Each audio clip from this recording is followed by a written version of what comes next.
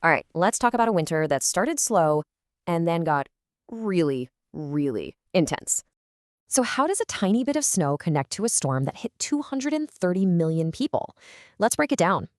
Here's how we'll do it. We'll start big, zoom way in, and then pull back out for the full story. So, our story starts with the big picture. 2025 was a seriously warm year for the US.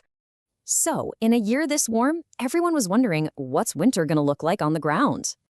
For the hardcore weather watchers, the season didn't start with a storm, but with a simple plea. You had folks on weather forums just hoping for a classic snowy winter. A pretty simple ask, right? But as you can see from their own data, December and January were, well, a huge letdown. The frustration was real. You can just feel it in the posts. They just wanted one good storm. And then, well, they got their wish. On a scale nobody could have imagined. Meet Winter Storm Fern. Yeah, this thing was a monster. It started in the Pacific and just marched across the entire country. So how did it form? It started as an upper-level low, swept east, and then just exploded into a nor'easter. And this is the whole point. What they hoped for versus the dangerous reality they actually got.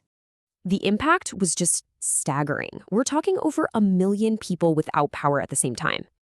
And tragically, it wasn't just power outages. At least 12 people lost their lives in the storm. Travel just stopped. On one day alone, over 9,000 flights were canceled. A total nightmare. This really shows you the big picture. Fern dumped a ton of snow all over the east, but at the same time, the west was in a serious snow drought. That's bad news for their water supply. So you have to wonder, is this the new normal? Winters with less snow, but bigger, more disruptive storms?